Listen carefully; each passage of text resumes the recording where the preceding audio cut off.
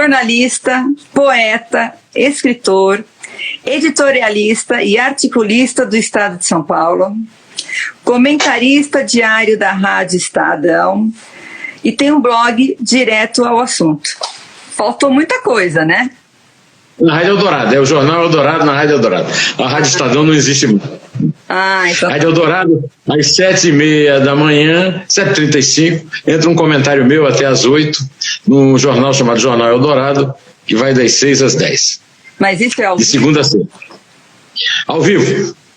Você dorme, Neumani? Faço o possível, né? E quando o Arthur dorme bem, eu também durmo. A Isabel nem tanto, mas se eu durmo bem, Arthur, eu vou pedir 1 ano e 10 meses. Neumani, quem nasce em Uiraúna, é assim que fala? Uiraúna, Pássaro Preto em Tupi-Guarani. Era uma mania do Getúlio. O Getúlio era chamado-se Belém do Arrojado. E aí o Getúlio tinha muitos Belém, né? E o Getúlio resolveu rebatizar as cidades que tinham nomes ligados à igreja e tal, com nomes em Tupi-Guarani, nativista. E o Iraúna é Pássaro Preto. Era um distrito de uma cidade chamada Antenor Navarro, que voltou a ser São João do Rio do Peixe. Então, os que são de São João dizem que eu nasci em São João. Os que são de Uiraúna dizem que eu nasci em Uiraúna. O Uiraúna era distrito, agora, desde 53, quando eu tinha 2 anos, passou a ser município. No sertão da Paraíba, na esquina do Rio Grande do Norte com o Ceará. Pertinho de Oroz, do compadre Fagner. Me fala uma coisa, quem nasce em Uiraúna é o quê? O iraunense. O iraunense, isso mesmo. Me fala, é o que eu sou. Como foi a infância na Paraíba? Eu fiquei até os 10 anos em casa, né? Estudei. Na verdade, eu tinha 2 amigos de infância. O meu primo Eudésio e o meu irmão Newton, 1 ano mais novo que eu. E o meu primo Eudésio, infelizmente, foi levado agora pela Covid lá em Fortaleza. Eu fiquei com um amigo de infância. Minha infância foi uma infância. Eu nasci na casa do meu avô, numa fazenda, né? E por um golpe de sorte, ia passando lá um médico amigo dele e fez um parto de fórceps, a cabeça imensa, não conseguia passar, e o médico ia passando para tomar um café, parou para tomar um café e fez o parto. O médico, infelizmente, não está mais entre nós, porque ele tinha uma história, ele era muito bom contador de história, e o parto do Neumann era a história favorita dele. Ele era muito amigo da Luísa Erundina, que era lá de Uiraúna também. O doutor Cascudo, que fez o parto, é de Mossoró, e no Rio Grande do Norte. E o filho dele, Marcelo, hoje é um grande cirurgião do coração lá em Natal. Que legal. Aí eu fiquei 10 anos em Uiraúna e fui para o Instituto Redentorista Santos Anjos, um seminário dos padres redentoristas em Campina Grande, no bairro de Bodocongó, onde fiquei 3 anos. Aí Campina Grande é uma espécie de mãe adotiva que eu tenho, né? Tenho uma paixão imensa por Campina Grande. Tem um livro chamado Barcelona Borborema, de poemas, metade sobre Barcelona e metade sobre Campina Grande. E atrás de mim aqui tem um quadro do pintor Luiz Geraldo Dolino, que se chama Solos do Silêncio. Desculpe, se chama Silêncio do Delator, que é o nome de um romance com o qual eu ganhei o prêmio Senador José Hermílio de Moraes, da Academia Brasileira de Letras, o melhor livro de 2004. Que bacana, hein? Foi o primeiro romance a ganhar o prêmio, o melhor livro de 2004, escolhido pela Academia. E era um prêmio interessante porque eu não tinha, ninguém se inscrevia. Os acadêmicos é que resolviam qual era o livro sem que o autor se inscrevesse. Eu ganhei o melhor livro. Né? É o certo. Não sei se é o certo, agora eu achei interessante. Olha, quando que você decidiu ser jornalista? Você lembra? Lembro. Eu queria ser geólogo. Tanto que fiz o científico no Colégio Estadual da Prata, em Campina Grande, do qual a mãe da Isabel, minha sogra, Maria Bethânia, foi diretora, mas isso muito depois. Maria Bethânia é mais nova do que eu. Então eu queria ser geólogo, então estudei o científico, e aí no terceiro ano científico, eu tinha 15 anos, segundo ano científico, eu tinha 15 anos, e aí eu entrei no Cineclube Glauber Rocha, de Campina Grande, fui presidente do Cineclube Glauber Rocha, e tinha a obrigação de, como presidente do Cineclube, escrever um artigo por semana, nas quartas-feiras, para apresentar um filme de arte. Nós tínhamos o cinema de arte, às quartas-feiras, tinha uma soirée às 3h30, aliás, uma matinê às 3h30 e 2 soirées às 7 e 9 da noite, com filme. Vinha uma lista de filmes de arte, eu escolhia um, e aí eu era obrigado a escrever uma vez por cinema, uma vez por semana, sobre o filme, no Jornal Diário da Borborema, que era um jornal associado em Campina Grande. Na verdade, eu comecei lá amadoristicamente, escrevendo esses textos, porque eu comecei, na verdade, porque como presidente do Cineclube, nós tomamos conta de um programa de rádio. Eu comecei em rádio, uma rádio chamada Caturité, da Diocese de Campina Grande, e eu fazia um programa chamado Sétima Arte, com a turma do Cineclube. E foi aí que eu comecei, há 52 anos. Não faz tão pouco tempo assim, não, né? Não. Depois eu vim para São Paulo, e aí eu tenho uma história interessante para contar. Eu fui indicado a um amigo, a uma pessoa que chefiava o cartório da Justiça Federal de São Paulo, na esquina da Rua do Aroche com a Praça da República. Chamava-se Euríclides Formiga. O Euríclides Formiga era um fenômeno, uma pessoa que eu nunca conhecia igual. Ele tinha uma memória absurda. Tudo que você falasse, ele decorava, tudo. Eu vi várias vezes ele colocar poetas em situação difícil, porque o cara acabava de dizer um poema enorme, ele dizia o poema todo. E depois o cara não acreditava que ele tinha decorado, aí ele dizia o poema ao contrário. Aí numerava as palavras, dizia o número e ele dizia a palavra. E o Formiga tinha trabalhado. Você imagina o fenômeno de repórter que ele era, porque não precisava de gravador, ele gravava tudo. E ele tinha trabalhado na Folha da Noite. E lá ele conheceu o Cláudio Abramo. Então ele me levou para o Cláudio Abramo e me disse: Cláudio, ele falava assim grosso, né? Cláudio, este menino é um gênio. Nunca tinha visto nada do que ele tinha escrito. Isso foi em junho de 1970. Sim. Em 40 anos depois, o filho dele, Kiko Formiga, me deu o título de cidadão paulistano, era vereador. Formiga era espírita, fazia a transcrição de poemas e tal, como é que chama? E baixava, médium. E o filho dele, Miguel Vinícius Guarnieri, também é médium, né? E é meu querido amigo. Sim. Um pouco mais novo do que eu. Mas aí eu comecei na Folha, trabalhei na Folha. É isso que eu ia te perguntar, como foi a tua carreira de jornalista? Na Folha, eu fui repórter, né? Na Folha eu era repórter, eu comecei em 1970, portanto eu tinha 19 anos, e fiquei lá até que o João Batista Lemos, que era meu chefe de reportagem lá, e que meu pai jornalístico, me levou para o Jornal do Brasil, para a sucursal de São Paulo, que ficava na frente da Galeria Metrópole, num edifício chamado Luva. E lá eu fiquei algum tempo, até que eu fui para o Rio, quando o Lemos assumiu a editoria do jornal, e eu fui chefe da redação. Eu fui chefe de redação com 32 anos. Né? De lá, aí eu saí do Jornal do Brasil e fui convidado pelo Miguel Jorge, em 86, para ir para o Estadão. Desculpe, 86? Eu tenho 32 anos de Estadão. Comecei lá como editor de política, a convite do Miguel Jorge. Depois eu fui editorialista, o que sou até hoje. Hoje eu sou editorialista do Estadão e faço um comentário diário de segunda a sexta na Rádio Eldorado, que pertence ao Estadão. Além disso, eu tenho um canal no YouTube com 327 mil inscritos, 328 mil inscritos atualmente. E eu faço um comentário por dia, e nos fins de semana eu faço um programa chamado Neumann Entrevista, em que eu entrevisto várias pessoas sobre assuntos do momento, e no domingo um programa chamado Dois Dedos de Prosa. Sim, Fiz com o Boni. Eu assisti. Eu assisti. Fiz com Fagner. Você assistiu o Bonde? Fiz um que eu dei um título assim: a melhor novela de Benedito, a vida dele. Benedito Rui Barbosa, meu amigo há mais de 50 anos, me deu um programa engraçadíssimo, né? Benedito está internado aí perto de você. Ele tem um sítio aí em Sorocaba e ele está aí e me deu uma entrevista engraçadíssima. E eu fiz esse título jocoso, né?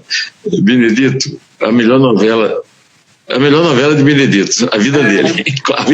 A vida dele é mais romanesca do que qualquer novela, que a minha então nem se fala. Neumann, você é um jornalista realizado, não é? Eu acho que não existe jornalista realizado. Na verdade, eu sou um poeta irrealizado, né? Eu sempre sonhei ser poeta, não ser jornalista. Eu sou um jornalista que fiz carreira no jornalismo, cheguei a dirigir o melhor jornal do Brasil na época, que era o Jornal do Brasil. Estou num jornal em que eu me realizo plenamente. O Estadão é um jornal que tem uma história que... Eu digo isso porque você ganhou o Prêmio ESSO, você é membro da Academia de Letras. Sabe assim, você é uma figura importante, Neumann.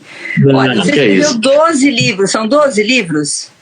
12 livros. 12. O último livro é o seguinte, eu ganhei o Prêmio ESSO de Informação Econômica. O Walter Fontoura, que era diretor do jornal, pautou uma matéria chamada O Perfil do Operário Brasileiro Hoje.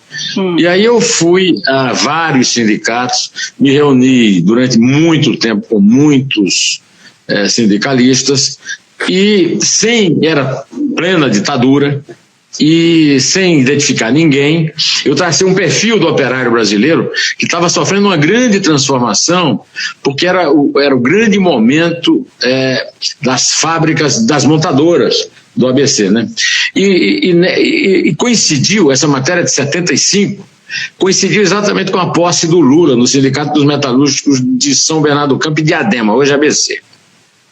Eu conheci o Lula um mês depois da posse dele, a qual o governador Paulo Egídio comparecia, e eu comparecia a reuniões diárias com o governador Paulo Egídio, que era o candidato do Geisel a sucedê-lo, o primeiro civil que poderia ser presidente, quando a linha dura ligada aos golpistas de Silvio Frota mataram o Vladimir Herzog no DOI-CODE, e aí a situação não permitiu mais um civil, e o Geisel nomeou para o lugar dele o Figueiredo e derrubou o Frota, que queria dar o golpe.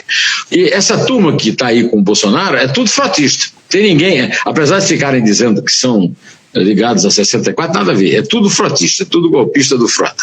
E o Geisel deu uma entrevista para a Fundação Getúlio Vargas, um livro, em que ele disse que o capitão Bolsonaro é um mau militar. Então não tem relação. Bom, de qualquer maneira, eu ganhei o Prêmio ESSO com essa reportagem em parceria com a Maria Inês Caravaggi, minha colega de redação, que me ajudou a fazer a matéria. Também me ajudaram muito o Leôncio Martins Rodrigues, o Paulo Sérgio Pinheiro e o Francisco Futharman, que me ajudaram a fazer a pesquisa, a planejar a pesquisa, as entrevistas, em reuniões e entrevistas também individuais, e com a metodologia deles, que são, e quem me ajudou muito, quem foi que me apresentou ao Paulo Sérgio Pinheiro, que me apresentou o Francisco Fute, foi Zeferino Vaz, que criou a Faculdade de Medicina de Ribeirão Preto e a Unicamp. Um dia, viu, Sandra, eu me casei com uma mulher 28 anos mais nova do que eu, Maria Isabel. Lindíssima. Estava com ela no elevador. Lindíssima. Obrigado. Entrei com ela no elevador, entrou um garoto, seus 20 e poucos anos, com a namorada. Ele olhou para mim e disse: seu Neumann, a minha vozinha é louca pelo senhor. Eu queria matar o garoto, né? A sua vozinha? O pai dela era muito amigo seu. Aí eu falei: eu vou matar esse garoto. O pai dela era o Zeferino Vaz, só que o Zeferino era um cara de 80 anos e eu tinha 20 e pouco, né? De qualquer maneira, é verdade o que o garoto falou. Também fui muito amigo do Zé Alberto de Almeida, o grande escritor de A Bagaceira e tal, paraibano como eu, e também eu frequentava a casa dele. Eu tinha 20 e poucos anos e ele tinha 90, mas éramos amicíssimos, né?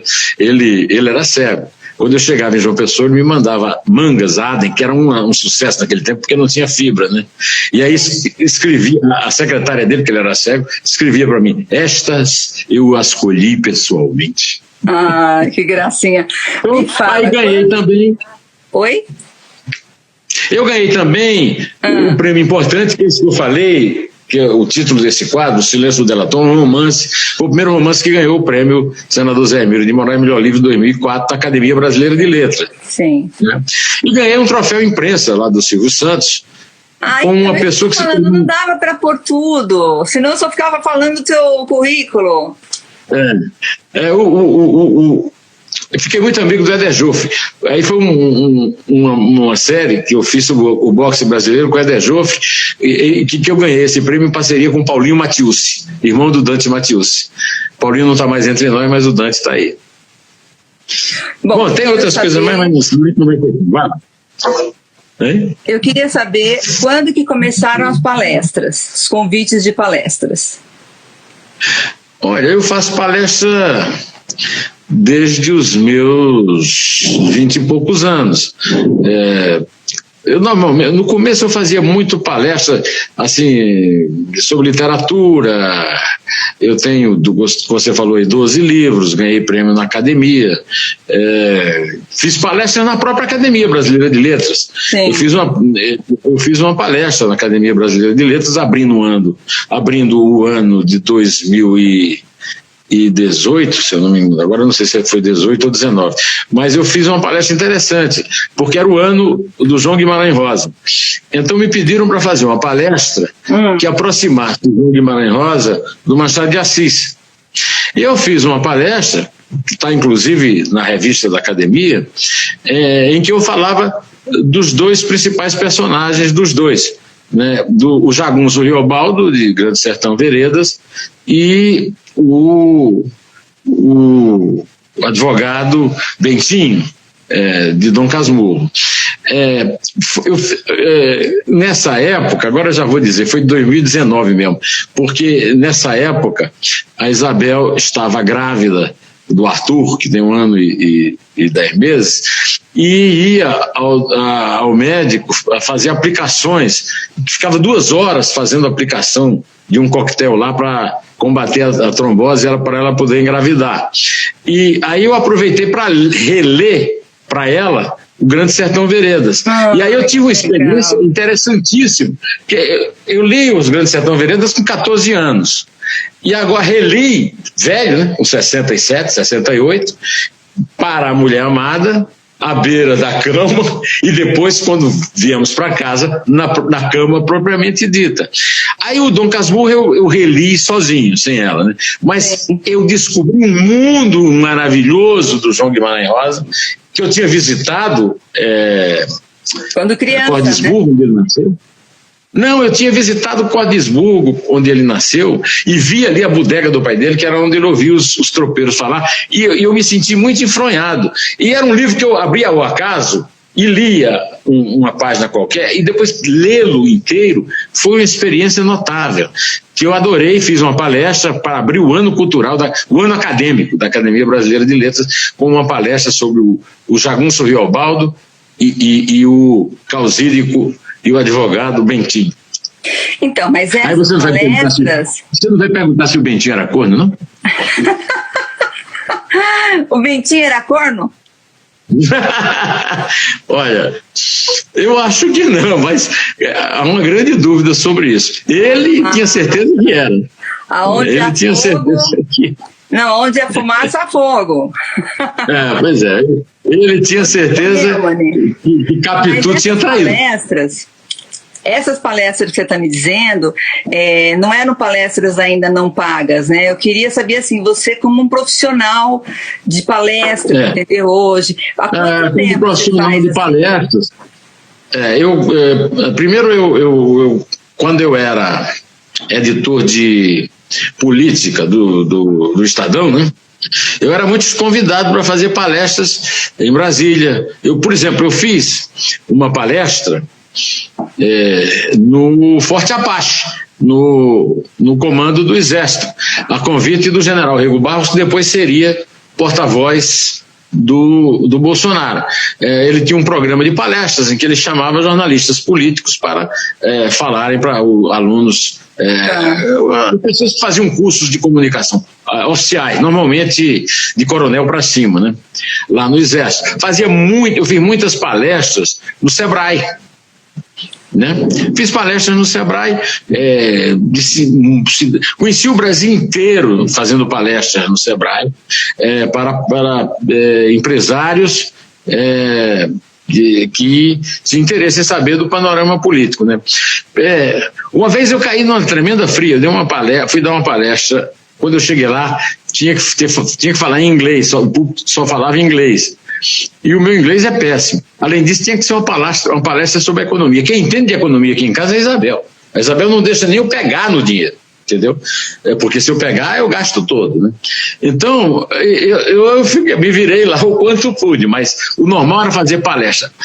Aí eu achei uma solução que era fazer uma palestra que você conhece muito bem, porque você me contratou para fazer várias palestras para empresários, para políticos e tal, e que mistura política e economia, porque houve um momento em que havia uma procura muito grande, você sabe disso, para a economia. Ninguém queria saber de política, né? Agora é o contrário, né, Sandro? Ou estou enganado? Não, agora parece que todo mundo só quer falar de política, né? Sim. Não é isso? Todo mundo... Verdade. Porque agora... Na verdade, todo mundo só quer saber agora de saúde, né? De isso pandemia. Mesmo. Você sabe que eu nunca esqueço daquele nosso almoço, eu, você e o Zé Rodrigues. O grande Zé. Bom, quando a gente se conheceu. Meu querido, queridíssimo foi muito amigo. Bom. E o Zé virou um grande palestrante teu, né? Porque o Zé, que é muito engraçado, porque uma vez o Ricardo Viveiros me contou que o Ricardo e eu éramos amicíssimos da Elis Regina, né? E a Elis fez uma plástica escondida do Ronaldo Bosco, que era o marido dela na época. E quem ia visitar a Elis no hospital era o Viveiros, que era muito amigo dela do Rio, e eu era um amigo dela aqui de São Paulo. Fui apresentado a ela pelo Walter Silva Pica-Pau, que a lançou, e ficamos amicíssimos, né?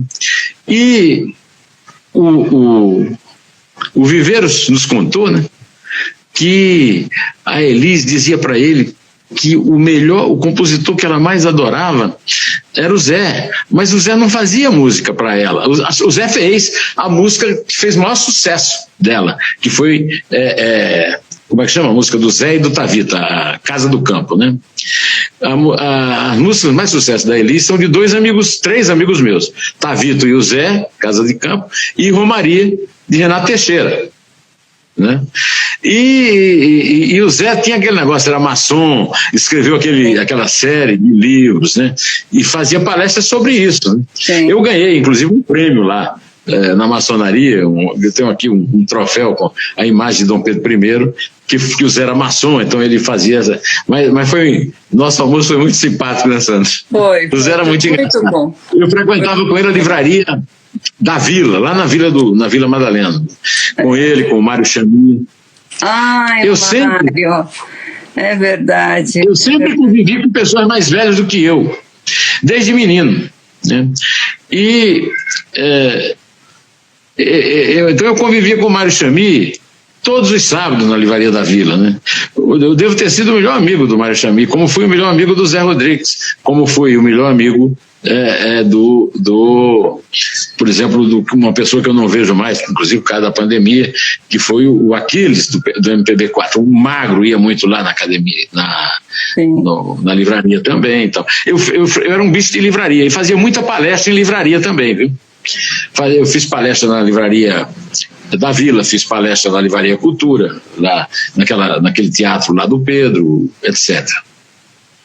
Neumann, você fala de tudo e você é um homem realmente muito letrado e eu queria saber como que você se alimenta, onde você busca tanto conhecimento, como que você faz para... Onde você busca esse conhecimento todo? Eu sempre li muito, mas eu li o essencial ali entre os 14 e os 20 anos. Quando a minha paixão sempre foi Campina Grande, e meus pais moraram em Campina Grande de 1966 a 69. Então, às vezes eu me trancava no quarto dos fundos, era uma casa grande, e tinha um quarto nos fundos, eu me trancava, minha mãe ia me levar comida lá, eu ficava lendo sem parar dia e noite, comendo, lendo e tal. Um dia desses, nessa quarentena, a Isabel reclamou muito porque o nosso filho não me via lendo. Faz algum tempo que eu não tive mais oportunidade para ler, né? Por causa, primeiro, antes da pandemia, a minha ocupação exagerada em assuntos profissionais, né? E depois a pandemia, por incrível que pareça, porque nós somos 3, temos que nos cuidar. Eu tenho 70 anos, né?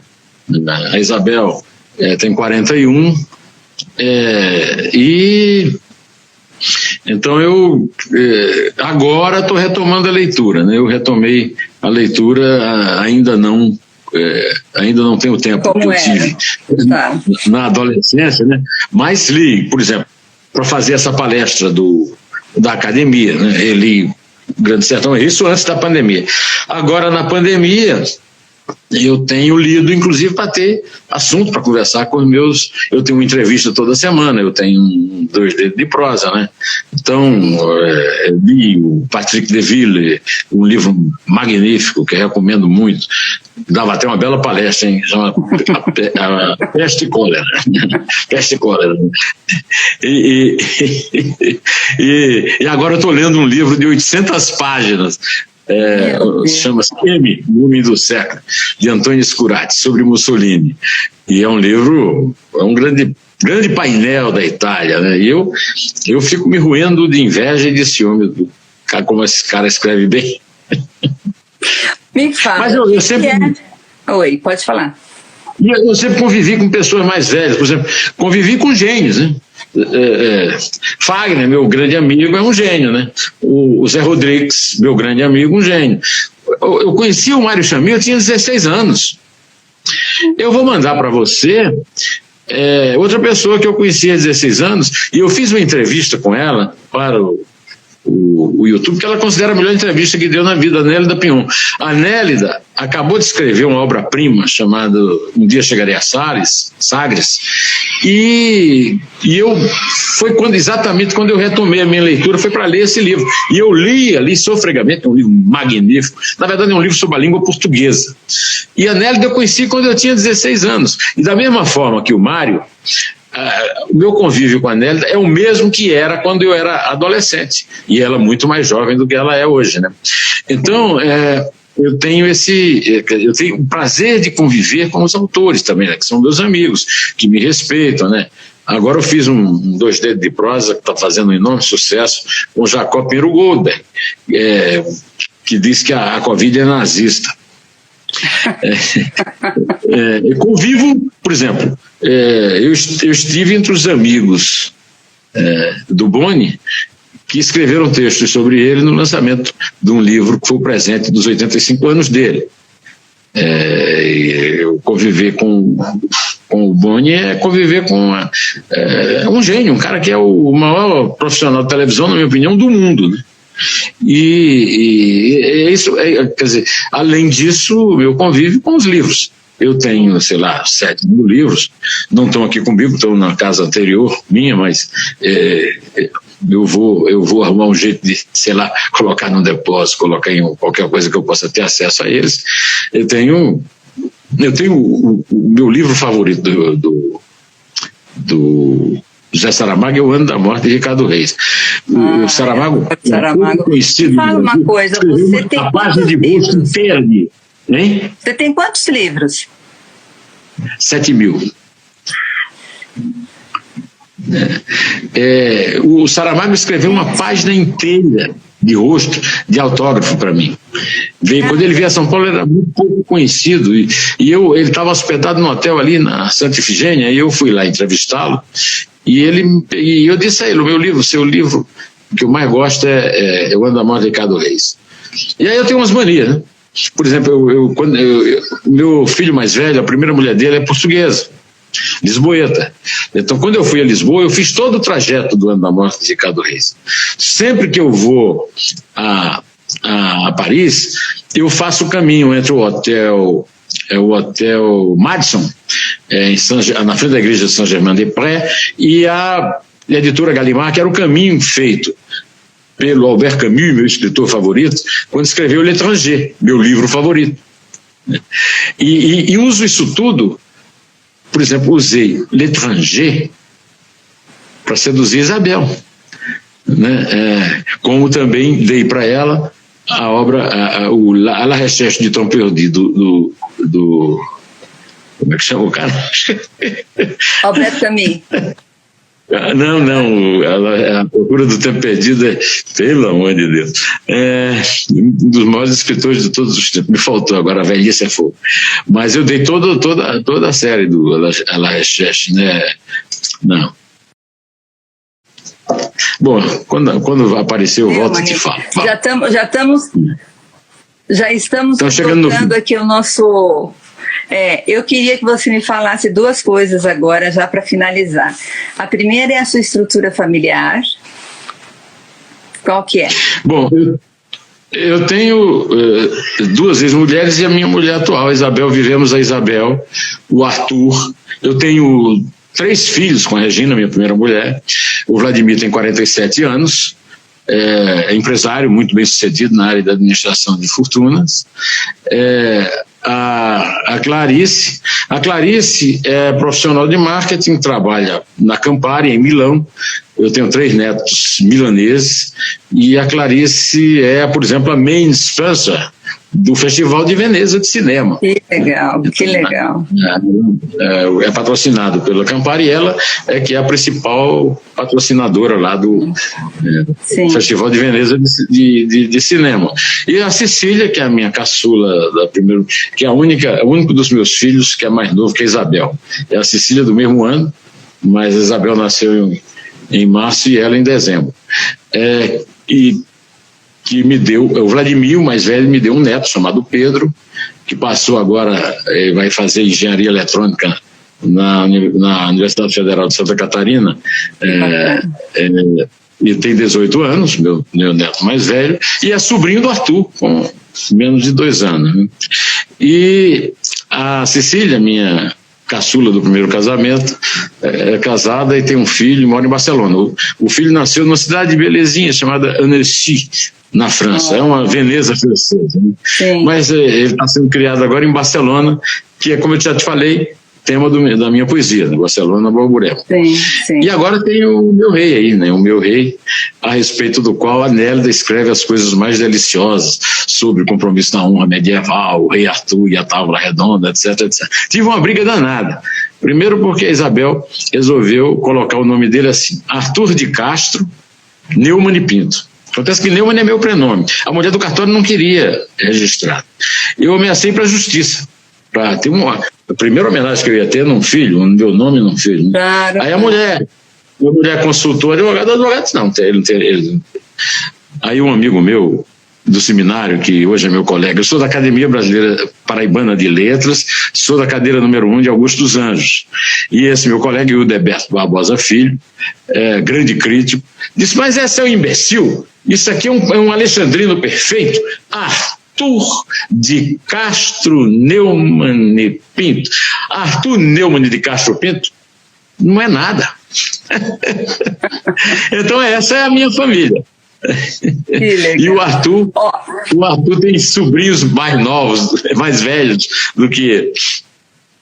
Neumann, eu queria agora uma dica para terminar.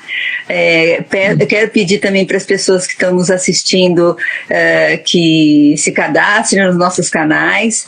Depois a gente vai editar essa live, vai para o YouTube, eu vou ao lado do Neumann e enfim, não tiramos nada, viu, Neumann? É só para deixar bonitinho, porque a gente ficou com aquele papo no começo e tal.